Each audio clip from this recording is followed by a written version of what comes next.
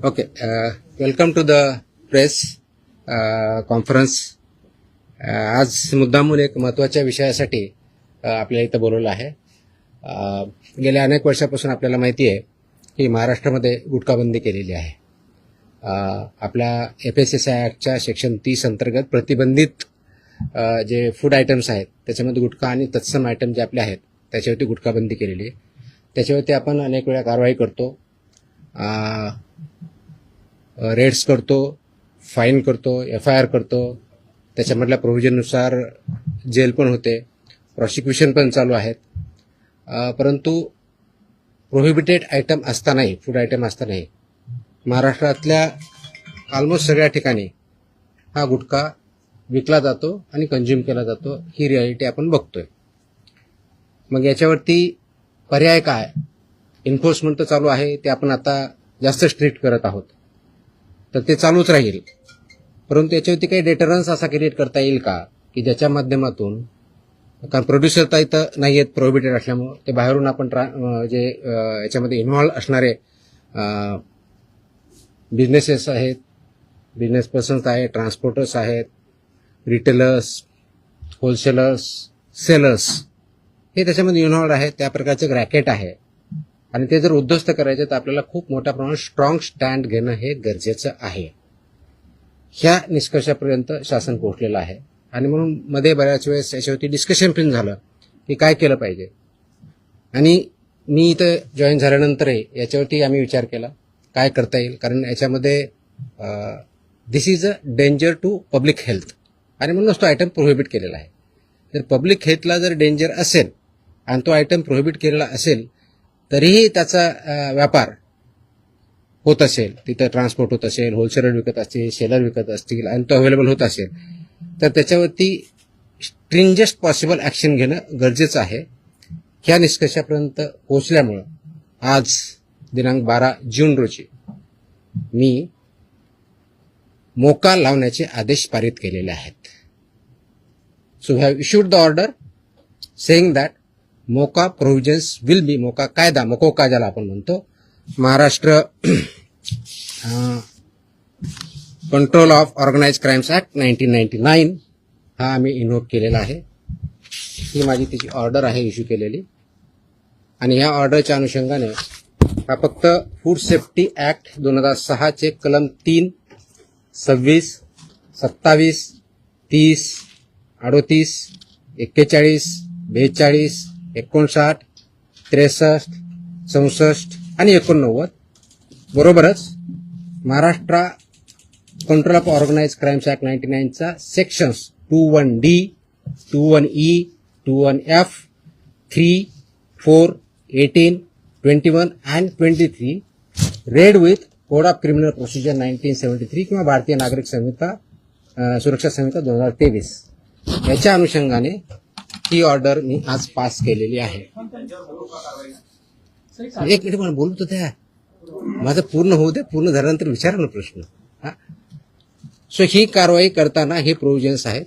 त्याच्यामध्ये ऑथॉरिटी कोणती आहे, त्याचं रॅशनेल काय आहे, कोणत्या क्राईम्सला, कोणत्या ऑर्गनाइज क्राईम मधल्या जी 21D ची डेफिनेशन सांगितलं त्याच्या क्राईममध्ये हा क्राईम कसा बसतो, याच्या ऑथॉरिटी कोण कोण आहेत, ह्या सर्व आपण डिफाईन केलेल्या आहेत. आणि याच्या अनुषंगाने अल्टिमेटली आपण काही ऑर्डर्स, डिरेक्शन्स या माध्यमातून दिलेल्या आहेत. त्याच्यामध्ये ज्या ज्या ठिकाणी हे मोर दॅन वन्स एखाद्या ह्याच्यामध्ये ट्रेड करणारा व्यक्ती, संस्था, आस्थापना असेल त्यांच्याविरुद्ध कंपल्सरी मोका इन्व्होक करायची ही ऑर्डर आहे. त्याचबरोबर सेक्शन 23 ऑफ मकोका ची जी प्रोसेस दिलेली आहे ती प्रोसिजर कंपल्सरी पाळायची हे पण आपण या सेक्शनमध्ये आदेश दिलेले आहेत. त्यानंतर persons and entities against whom MOCOCA shall be invoked are manufacturers and producers of prohibited food products, number 1. Number 2, financiers funding their manufacture, procurement or distribution. Number 3, interstate and intrastate suppliers and commission agents. Number 4, transporters and vehicle operators, including agents who book or arrange transport. Number 5, godown operators, warehouse owners and store managers who knowingly store such products. 6th, wholesale dealers and distributors. 7th, sub-dealers and semi-wholesaler agents. 8th, retail sellers forming part of an identified organized network. And 9, any other person who knowingly facilitates, abets, conceals or assists any of the above. त्या इतक्या जणांविरुद्ध मोकोका वापरायचे ह्याच्यामध्ये आदेश आपण केलेले आहेत. त्याचबरोबर प्रिझम्पशन ऑफ एलिजिबिलिटी जी आहे ते फक्त याच्यावरती नाही तर प्रिझम्पशन ऑफ एलिजिबिलिटी हे आपण ज्यावेळेस म्हणतो की any one or more of the following is present, ते स्ट्रॉंग प्रिझम्पशन फेवर करणारं मोकोकाला हे प्रोव्हिजन वापरायचं. आणि no officer shall refrain without recording specific return reasons approved by joint commissioner. रिजनचं जे असेल त्याच्यामध्ये की interstate supply chain or manufacture nexus हे आपल्याला वरती न्यायचं प्रिझम्पशन ऑफ एलिजिबिलिटीसाठी वापरायचं. Clandestine godowns, fake labels, dummy firms or forged invoices याच्यासाठी सुद्धा हा वापरायचा आहे. Simultaneous seizures across multiple districts pointing to a common syndicate त्याच्यासाठी सुद्धा वापरायचं आहे. Corruption of enforcement officials or intimidation of informants of witnesses यासाठी आपण वापरणार आहोत. Seizure value exceeding ₹10 lakhs in a single action or ₹25 lakhs cumulatively from the same account or network. आणि financial flows indicating systematic profiteering including हवाला और बेनामी channels याच्यासाठी आपण ते एस्केलेट करण्यासाठी हे सुद्धा प्रोव्हिजन त्याच्यामध्ये आपण वापरणार आहोत. याची ओरिजिनल ड्युटी आहे ते आपण फूड सेफ्टी ऑफिसरवरती देणार आहोत. डेजिग्नेटेड ऑफिसरच्या ड्युटी आपण याच्यात ज्याला असिस्टंट म्हणून त्यांना डिफाईन केलेल्या आहेत. जॉईंट कमिशनरच्या केलेल्या आहेत. नेटवर्क वाईड प्रॉसिक्युशन करायचं हे आपण सांगितलं आहे. पार्सल ऍक्शन घ्यायची नाही, कंप्लीट घ्यायची. आणि कॉन्फिस्केशन, अटॅचमेंट अँड फोरफिचरचं कसं करायचं ट्विन ट्रॅक स्ट्रॅटेजी ही पण त्याच्यामध्ये सांगितलेली आहे. त्याचं प्रॉसिक्युशन रजिस्टर मेंटेन करायचं सांगितलेलं आहे. बेलला अपोजिशन करायचं सांगितलेलं आहे. आणि procedure compliance with the criminal procedure code हे सुद्धा आपण मॅन्डेटरी केलेलं आहे.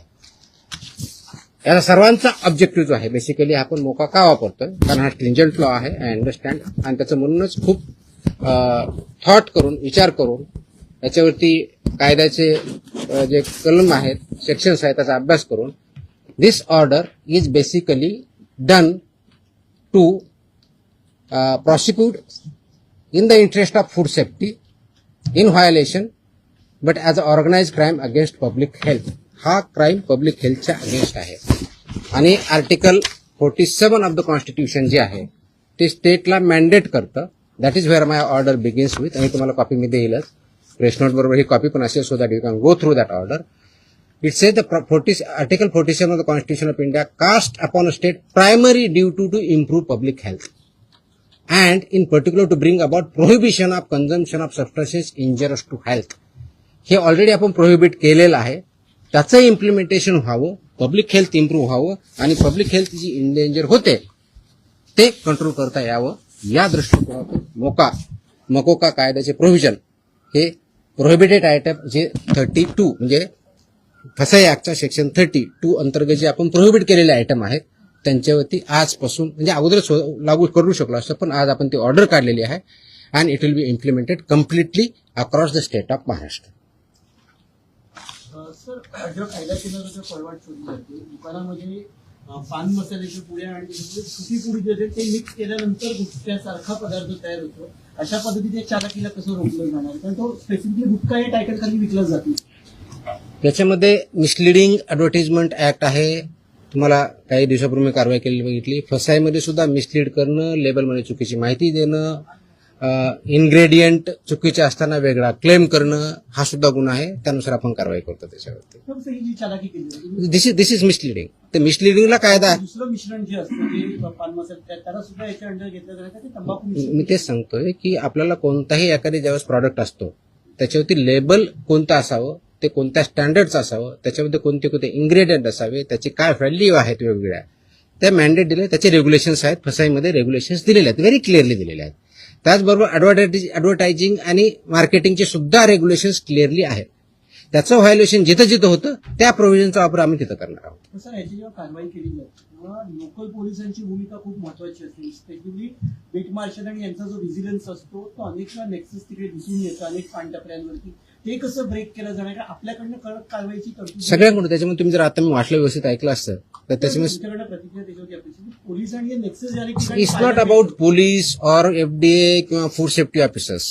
It is the holistic. याच्यामध्ये कंझ्युम करणारा आहे तेवढा जबाबदार आहे, विकणारा आहे तेवढा जबाबदार आहे, इन्फोर्स न करणारा आहे तेवढा जबाबदार आहे. जो कोणी जबाबदार असेल आपण त्याच्यावरती कारवाई करणार आहोत आणि स्ट्रिक्ट करतोय. तुम्ही गेल्या काही दिवसामध्ये बघितलं असेल, हा ज्यावेळेस प्रोहिबिट केला त्यावेळेसचा उद्देश हाच होता, ही it's a danger to public health.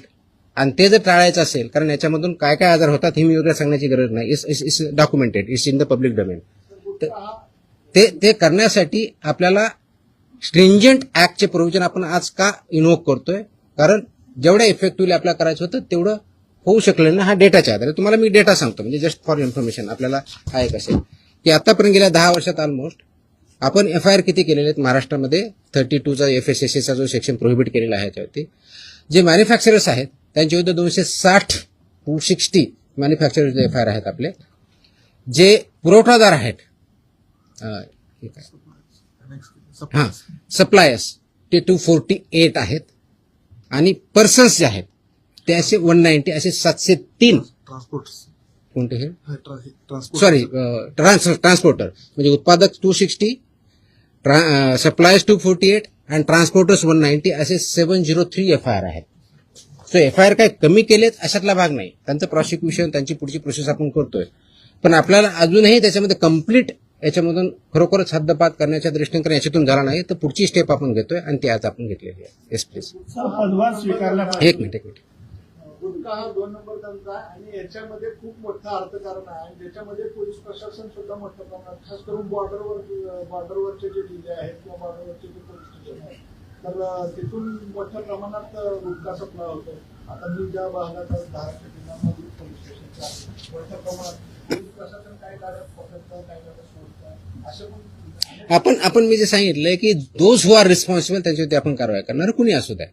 ते माझे अधिकारी होऊ शकतात, इन्व्हॉल्व जर असतील तर दुसरे कोणी असू शकतात. त्याच्यामध्ये एड्स, अबेट हे शब्दप्रयोग आपण जे केलेले आहेत त्याच्यामध्ये त्यांचं इन्व्हॉल्वमेंट जर सिद्ध झालं तर आपण त्यांच्यावरती कारवाई. नाही FIR आतापर्यंत झालेले आहे. पण ते प्रूव्ह करण्यासाठी, you are not getting my point, ते प्रूव्ह करण्यासाठी लेट मी आन्सर दॅट. ते प्रूव्ह करण्यासाठी आपल्याला ते डॉक्युमेंटरी एव्हिडन्स लागतील, आपल्याला एव्हिडन्सेस लागतील. असे आपल्याकडे सापडले तर डेफिनेटली आपण कारवाई करू. Let me complete. याच्यामध्ये आमचे काही अधिकारी इन्व्हॉल्व आहेत असं खूप अलिगेशन होतात, कंप्लेन येतात, आम्ही त्या व्हेरीफाय करतो. पुढच्या काही दिवसामध्ये असे काही अधिकाऱ्यांचं इन्व्हॉल्वमेंट आहे किंवा नाही याच्याबद्दलचे इन्व्हेस्टिगेशन आमच्याकडे सध्या चालू आहेत. त्याच्यातून जे रिझल्ट येतील ते आपल्यापर्यंत येतीलच. सर, आपण पदभार स्वीकारल्यापासून अनेक कारवाया केलेल्या आहेत. आतापर्यंत जेवढ्या कारवाया झाल्या साधारणपणे किती कारवाया झाल्या, किती? तो डेटा मी प्रेसमध्ये दिलेला आहे ना. नवीन नाही मी डेटा मी प्रेसमध्ये दिलेला आहे. टीव्हीला त्या बाईट स्वरूपात नाही थोटल आता काही कारवाई केल्या खूप केल्यात. सर, दररोज मी प्रेस देतोय. झालेली अटक आणि किती आहे किती गुन्हे दाखल झाले? देतो. Yes please. प्रोहिबिटेडची एका वेळेस एक minute. I answer every question. Let me I come to. हा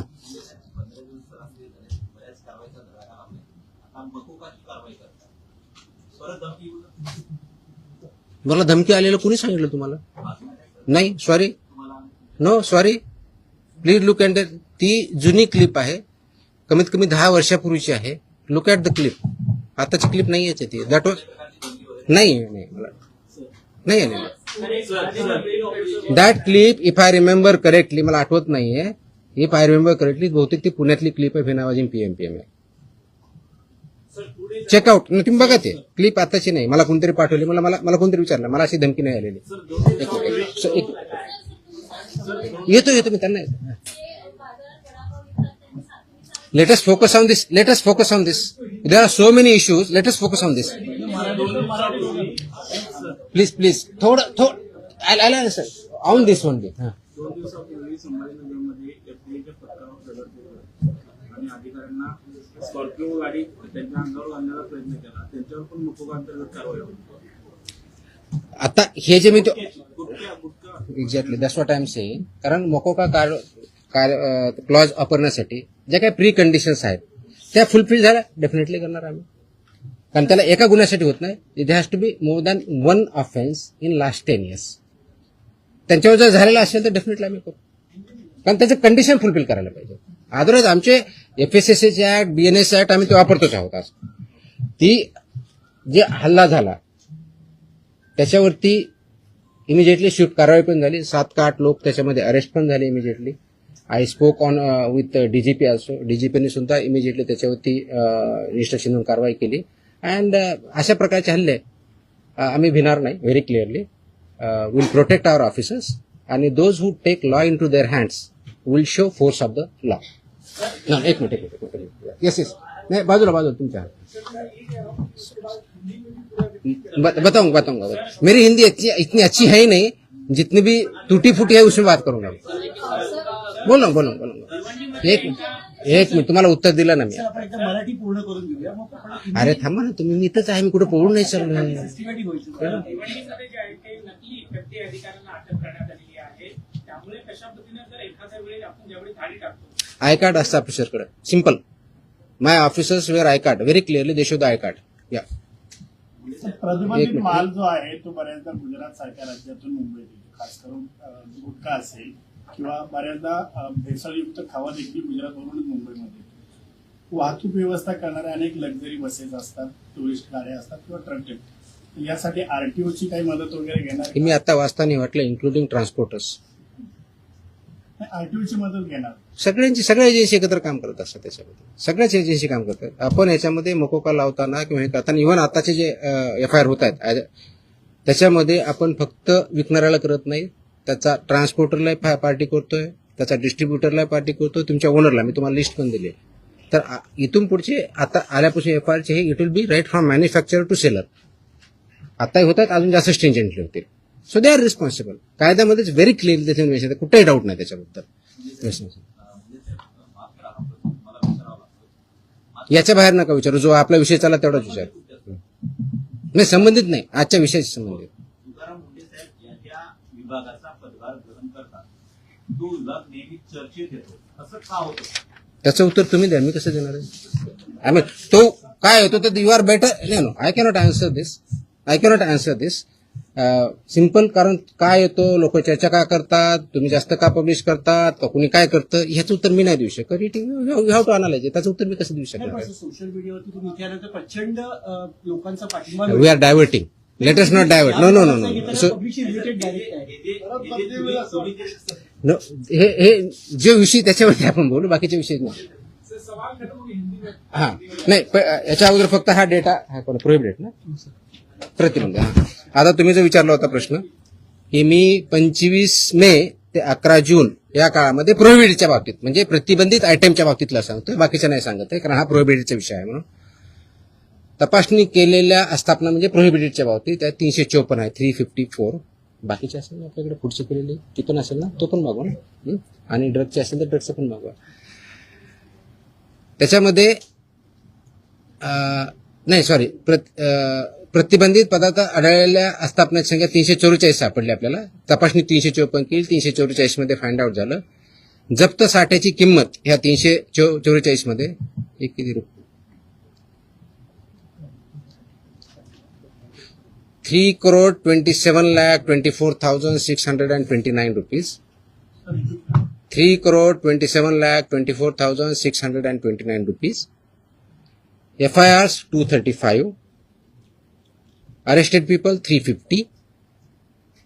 Seal establishment of this 344 are 274. Seized vehicles are 26 and the price of that vehicle is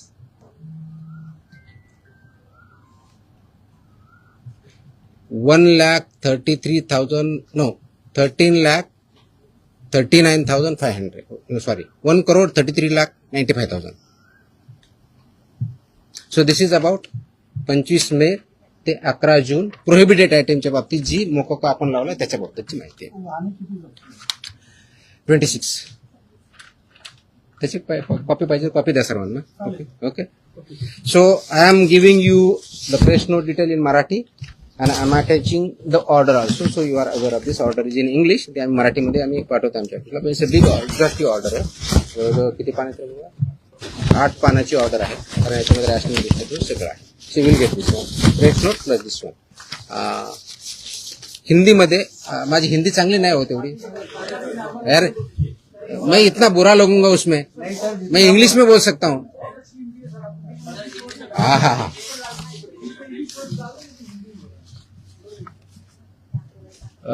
आप सब जानते हैं कि महाराष्ट्र में FSI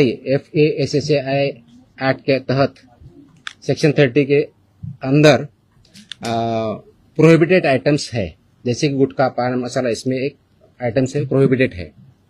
इसका मतलब ये होता है कि ये प्रोडक्ट, फूड प्रोडक्ट जो है प्रोहिबिटेड, वो महाराष्ट्र में मैन्युफैक्चर नहीं हो सकता है, ट्रांसपोर्ट नहीं हो सकता है, स्टोर नहीं हो सकता है, सेल नहीं हो सकता है. फिर भी बहुत कार्रवाई करने के बावजूद इसका सेलिंग और अवेलेबिलिटी महाराष्ट्र में कई जगहों पे पाया जाता है.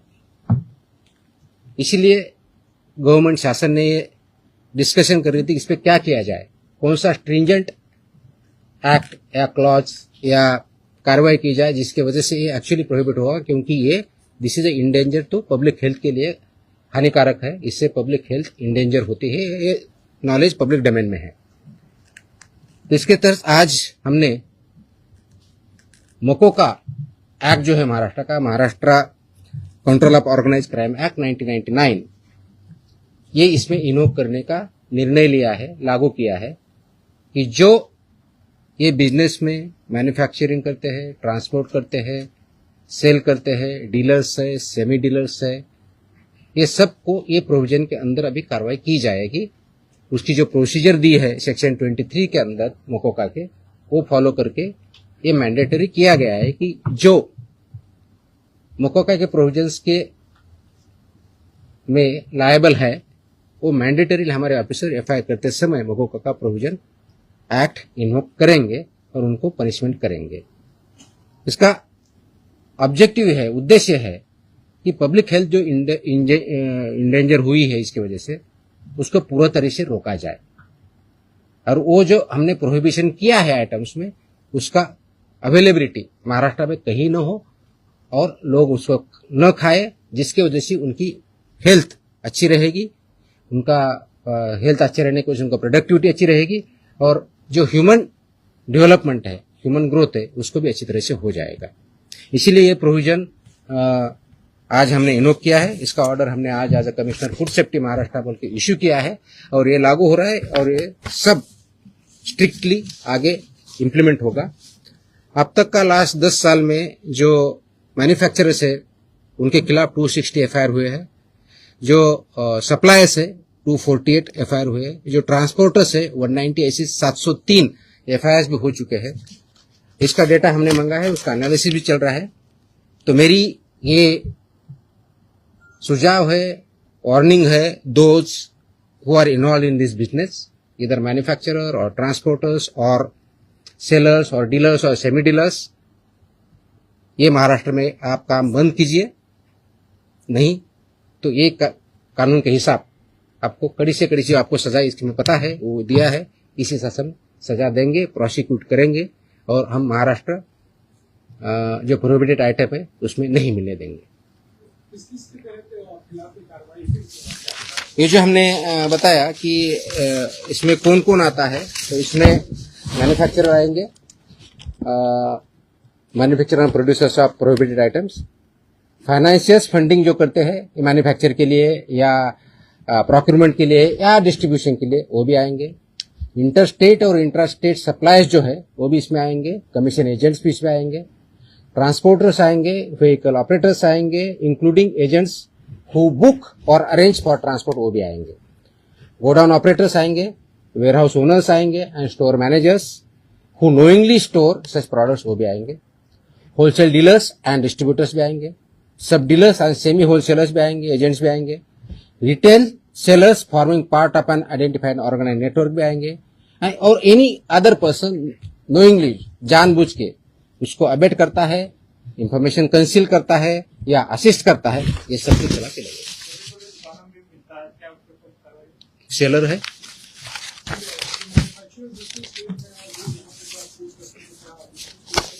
So it's a part of syndicate. Syndicate K definition में सब कुछ आया है. Organized crime. That's why it is an act. That's why this is become an organized crime, and they are working as a syndicate. That's why we are invoking this provisions. They are supporting. They are supporting. Sir आम आदमी के लिए मकोगा लगने के बाद कितना मुश्किल हो जाएगा जो शख्स आम आदमी को क्यों मुश्किल होगा? नहीं आम आदमी को जानने के लिए जो भी इस आम आदमी बिजनेस में नहीं है ना. जो भी इस बिजनेस में है अगर वो पकड़ा जाएगा और मकोगा लगेगा क्या क्या जो धारा है ये तो आप मौका में क्लियरली है ना, लाइफ इम्प्रिजनमेंट प्रोविजन आहे ना. किती सजा आहे त्याची? किती वर्ष ते काढा जरा प्रोविजन. ऑफकोर्स दे प्रोसिक्यूट होंगे, कोर्ट में केस चलेगा. हाँ ऑफकोर्स आपको बेल अपोज कर हमने बता ही दिया ना कितना. हाँ. वो हमें बताएंगे सर तो थोड़ा सा डर नहीं वो तो कुठे which may extend up to 10 years imprisonment shall also be liable to fine, such property shall also be liable to be attached and forfeiture. और रिपीट है तो उसके फिर और बताए यहाँ इम्प्रिजनमेंट प्रॉपर्टी भी सीज होगी. नाही हे विषय संपवल्यानंतर आपण दुसरा आता. ठीक आहे, तुमचे प्रश्न संपत नसतात कधी मला माहिती आहे. आय थिंक झालं ना आता हिंदीमध्ये. हा येतो एक विषय संपला. आता हा विषय संपवत आपण. माझी अशी अपेक्षा आहे आपल्याकडून, प्लीज याला चांगली पब्लिसिटी द्या. This is in the interest of state of Maharashtra. It's very very crucial, very very crucial. Many people have fallen prey to this, so we need to save our people. We need to work. That's a public health hazard, and we have to eliminate it. Absolutely clear. So इसीलिए मुझे ये publicity जितनी ज़्यादा दे सकते हो वो दे दो. That is my request. Dairy ओनर्सची आणि मॅन्युफॅक्चर म्हणजे मिल्क अँड मिल्क प्रोडक्ट्स याच्यामध्ये आज मीटिंग मी सगळ्यांची बोलवली होती. उद्देश हा होता की डेअरी सेक्टरमध्ये जे फसाईचे रेग्युलेशन्स आहेत, स्टँडर्ड्स आहेत, म्हणजे सगळ्या सेक्टरमध्ये आहेत, त्याच्यामध्ये डेअरीचे पर्टिक्युलरली बोलवली होती. कारण तो खूप मोठा इश्यू आहे, अनेक वर्षापासून आहे. अत्यंत चांगले लोक काम करणारे त्याच्यात आहेत आणि काही त्याच्यामध्ये चुकीचं काम करणारे पण आहेत. आणि म्हणून FDA म्हणून आम्ही काय कारवाई करणार as a regulator. FDA is a regulator आणि फूडच्या बाबतीत म्हणलं फूड कमिशनर स्टेट म्हणून आम्ही रेग्युलेट करतो जे फसाईचे नॉर्म्स आहेत. आणि फसाई ऍक्ट हा 2006ला आला, त्याचे रूल्स 2011 झाले आणि 2011 पासून आतापर्यंत वेगवेगळे रेग्युलेशन किंवा स्टँडर्ड्स फसाईने डिक्लेअर केलेले आहेत. ते मॅन्डेटरी आहे सर्वांवरती. जे फूड बिझनेसेसमध्ये आहे, ज्याला आपण FBO म्हणतो, फूड बिझनेस ऑपरेटर, ते रजिस्टर्ड असणं हा भाग वेगळा आहे. पण त्यांनी कोणत्या कोणत्या प्रकारचे स्टँडर्ड्स जे प्रॉडक्ट आहेत त्याला वापरायचे, त्याप्रमाणे प्रॉडक्ट तयार करायचे किंवा सेल करायचे, हे त्याच्यामध्ये स्टँडर्ड्स दिलेले आहेत. त्याच्यामधला एक भाग म्हणून जे मिल्क अँड मिल्क प्रॉडक्ट्स आहेत याच्यासाठी जे स्टँडर्ड्स लागतात ते त्यांनी पाळावेत, ते त्यांनी इम्प्लिमेंट करावेत. या दृष्टिकोनातून एक इंटरॅक्शन सेशन, कायद्याचे प्रोव्हिजन, रेग्युलेशन्स कोणते आहेत ते त्यांना आम्ही सांगितले. त्यांचे जे काही इश्यू होते ते आम्ही समजून घेतले आणि यातून पुढे खूप स्ट्रिक्टली याच्यावरती इन्फोर्समेंट होईल. राईट फ्रॉम कलेक्शन सेंटर गावातलं जे असेल तिथपासून ते म्हणजे तुमचा MBO असेल, म्हणजे तुमचं जे चिलिंग सेंटर असेल, कलेक्शन सेंटर्स असेल, चिलिंग सेंटरपासून तुमच्या डेअरीपर्यंत जात असेल, मग तुमचा दूध प्रॉडक्ट बनवणार किंवा पनीर बनवणार तिथपर्यंत जात असेल, ते प्रॉडक्ट बनवून ते कंझ्युमरपर्यंत जात असतील, ही सगळी चेनमध्ये जे त्याच्यामध्ये इन्व्हॉल्व आहेत त्यांनी हे सगळे स्टँडर्ड्स पाळले पाहिजेत, इम्प्लिमेंट केले पाहिजेत आणि त्याच्यामुळे चुकीचं काही होणार नाही हे त्यांना समजून सांगण्यासाठी, कायद्याचे प्रोव्हिजन समजून सांगण्यासाठी आम्ही मीटिंग बोलवली होती, इंटरॅक्शन केली. मी एक प्रेझेंटेशन पण केलं की कायदा काय सांगतो, नाही केलं तर त्याचे काय प्रोव्हिजन होतात. तर 2-3 ठळक ज्या गोष्टी आहेत त्याच्यामधल्या, तर एक पहिलं की अनसेफ फूड हे कशाही परिस्थितीत टॉलरेट केलं जाणार नाही, इन्क्लुडिंग मिल्क प्रॉडक्ट्स. अनसेफ फूडची डेफिनेशन कायद्यात दिलेली आहे, त्याच्यामुळे इथे बोलत नाही, ते तुम्ही वाचू शकता, त्याच्यात क्लिअरली आहे. दुसरं अडल्चरेटेड फूड, तिसरं मिसब्रँडेड, चौथं सबस्टँडर्ड आणि अजून काय एवढंच नाही. सो अशा प्रकारच्या कॅटेगरी आहेत आणि या प्रत्येक कॅटेगरीला काय पनिशमेंट आहे हे कायद्यामध्ये दिलेलं आहे. तर ते व्हायलेट तुम्ही करू नये. त्याचे जे वेगवेगळे रेग्युलेशन, पहिला रेग्युलेशन फॉर रजिस्ट्रेशन कंपल्सरी आहे, ते बऱ्यापैकी इम्प्लिमेंट आहे आजच्या डेटला, रजिस्ट्रेशन आणि लायसन्सिंग. पण ते तेवढ्या पण चालत नाही. फूड प्रॉडक्ट्सचे जे 2011चे स्टँडर्ड्स आहेत ते बऱ्याच वेळेस कॉम्प्रोमाइज केले जातात, ते करता येणार नाही. मार्केटिंगच्या किंवा ॲडव्हर्टाइजिंगच्या बाबतीत चुकीचं दिलं जातं, ते करता चालणार नाही. त्याचबरोबर काय म्हणतो त्याला, प्रिंटिंग, काय म्हणतो त्याला, प्रिंट करतो ते लेबलिंग जे आहे ते व्यवस्थित होत नाही किंवा चुकीच्या पद्धतीने होतं का मिसलिडिंग होतं, ते चालणार नाही. पॅकेजिंग, त्याचे स्टँडर्ड्स ठरवले आहेत, ते पॅकेजिंग त्याच पद्धतीनं पाहिजे, ते चालणार नाही. हे त्यांना आम्ही चांगल्या पद्धतीनं समजून सांगितलं आहे आणि बाय अँड लार्ज त्यांची कन्व्हिन्स झालेली आहेत की येस, आमच्याकडे काही ज्या त्रुटी असतील तर आम्ही त्याच्यामध्ये कारवाई करू, जेणेकरून हे जे दूध आहे किंवा प्रॉडक्ट आहे, फूड अँड फूड प्रॉडक्ट जे आहेत ते कंझ्युमरला जे स्टँडर्ड फसाईने घालून दिलेले आहेत ते त्याप्रमाणे करतील. जे करणार नाही त्याच्यावर फसाई ऍक्टनुसार आपण त्याच्यावरती कारवाई करणार आहोत. आता हे standard over a period of time आहे, 2011 पासून आतापर्यंत जवळजवळ टोटल 28 प्रकारचे रेग्युलेशन किंवा स्टँडर्ड आहेत. त्याच्यातले 6 हे ऑथॉरिटीचे आहेत, पण 22 आहेत वेगळ्या प्रॉडक्टच्या बाबतीतले आहेत सगळे. त्याच्यातले बऱ्याचशा अंशी 6 ते 10च्या दरम्यान हे फूड अँड फूड प्रॉडक्ट्स लागतात. प्रत्येकाला मोर दॅन 1 लागतात. रजिस्ट्रेशन कंपल्सरी आहे, पण ते फूड कॅटेगरी जी असेल त्यांना ते लागतात. ते स्टँडर्ड्स आम्ही जास्त इम्प्लिमेंट करू, सॅम्पलही आम्ही वाढू आणि त्याचबरोबर आम्ही हे सांगितलं की कंप्लायन्स करणं ही तुमची जबाबदारी आहे आणि इन्फोर्स करणं ही आमची जबाबदारी ॲज अ रेग्युलेटर म्हणून. ती एन्फोर्समेंट आमचं स्ट्रिंजंट होईल.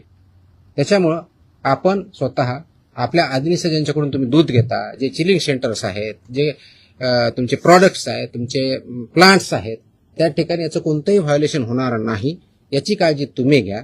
आणि सबस्टँडर्ड असेल, अनसेफ असेल, तो माल रिजेक्ट करा. तो तुम्ही वापरू नका, दुसऱ्याकडे वापरू देऊ नका. So that this unsafe, substandard, adulterated, misbranded असं कोणताही प्रॉडक्ट मार्केटमध्ये येणार नाही. यासाठी तुम्ही कार्यरत राहा आणि ते कंप्लायन्स करता की नाही त्याचं एन्फोर्समेंट आम्ही बघू आणि जिथं कंप्लायन्स होत नाही त्यांच्यावरती आम्ही स्ट्रिक्ट कारवाई करू. दिस वॉज द मीटिंग. तुमच्या कारवाईचं शेतकरी फार खुश आहेत. त्याच्यात तुमच्या कारवाईच्यानंतर आठवडी तालुक्यामध्ये तुमचा दुधाभिषेक करण्यात आला. दुधाचे रेट वाढतील असं वाटतं तुम्हाला? रेट माझ्या हातात नाही आहेत. वाढवणं हा इज अ फ्री मार्केट.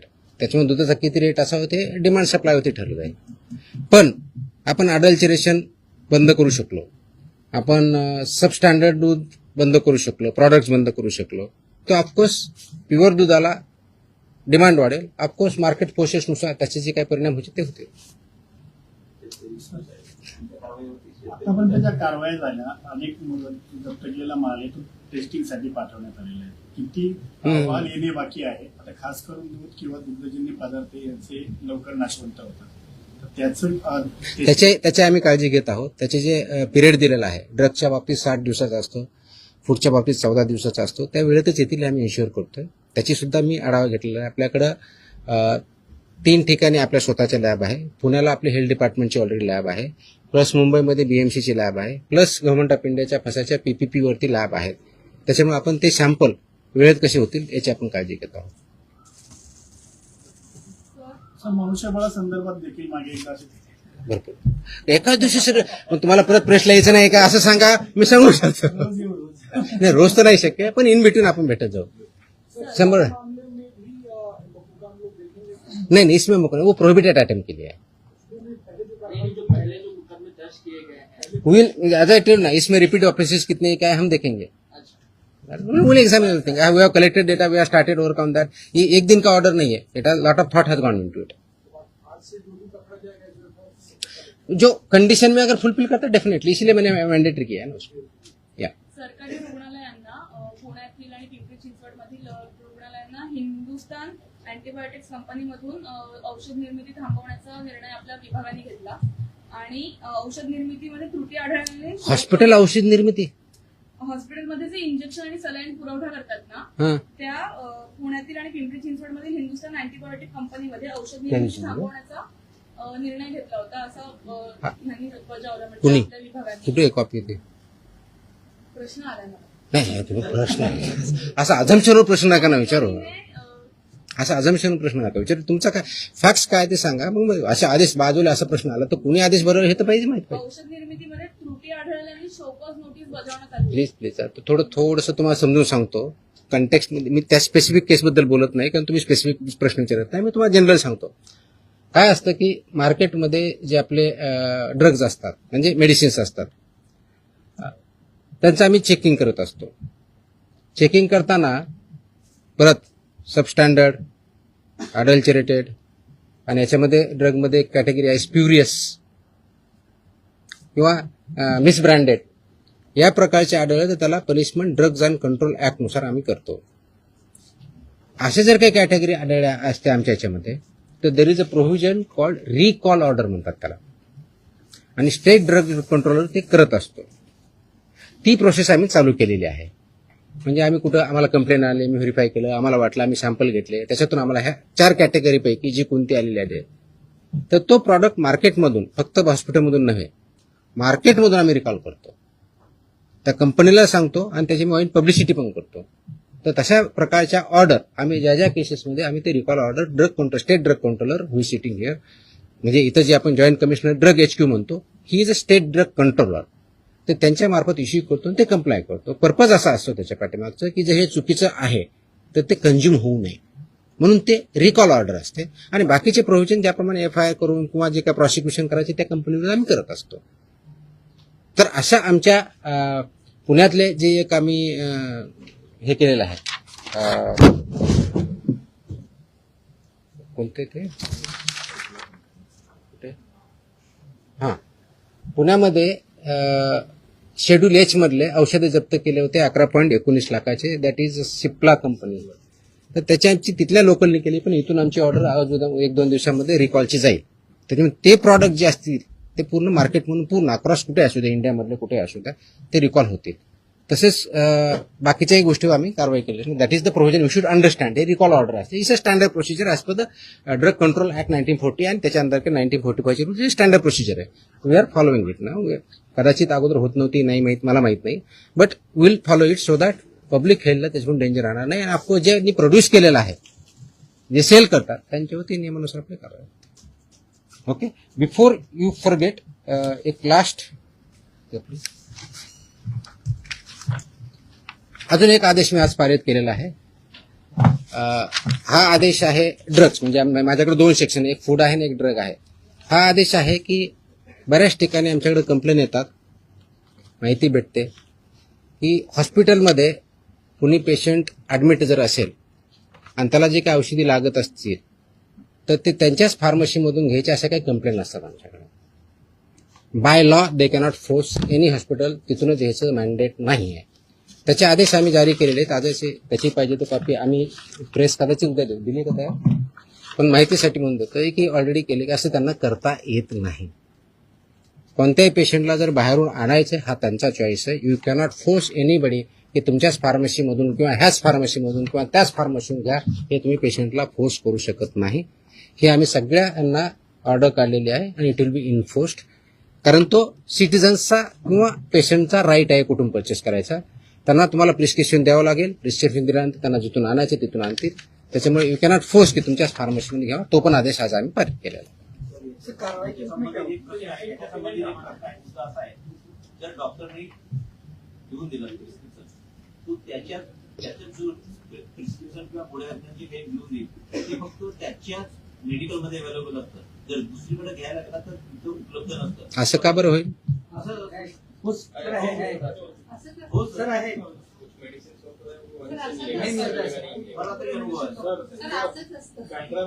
म्हणजे मेडिसिन फक्त त्याच्या हॉस्पिटलसाठी होल्ड ऑन ऐकून घ्या. ते मेडिसिन फक्त त्याच्या हॉस्पिटलसाठी बनवलं आहे का? त्याच्यात मेडिकल सांगतो. त्याच्यामध्ये स्टँडर्ड ज्या ऍडवायझरीज आहेत त्या ऍडवायझरी अशा आहेत की त्यासाठी जेनेरिक ऑप्शन काय हे पण देऊ शकतात. ते मागू शकता पेशंट. अशा स्पेसिफिक आले तर आम्ही कारवाई करू. मला स्पेसिफिक लागेल जनरल नको आय नीड आम्ही कारवाई करो. There is a law. मैं है नहीं बोल रहा मैं क्वेश्चन नहीं कर रहा हूँ. अगर ऐसे हमारे पास स्पेसिफिक कंप्लेन आते हम कार्रवाई करेंगे ना. तर कसं ते कंटेंट पेक्षा ते ब्रँड नेम देतात, त्यामुळे लोक ब्रँड नेम वरती जातात आणि कंटेंट हा खूप मोठा विषय आहे. प्रिस्क्रिप्शन कसं लिहावं, कुठं लिहावं, कोणतं द्यावं, आता त्याच्यात मी जाणार नाही की तो माझा डोमेन नाही आहे. माझा ड्रगच्या बाबतीतला जो इश्यू आहे, अशा प्रकारच्या कंप्लेंट जर आमच्याकडे आल्या तर will definitely investigation look into it. Okay. या कार्यक्रमाचे सहप्रायोजक आहेत Shriram enterprises and CCTV centre, Manchar. घर, कार्यालय, दुकान आणि उद्योगांसाठी आधुनिक सीसीटीव्ही सुरक्षा उपाय. आताच संपर्क करा 89 83 36 98 94.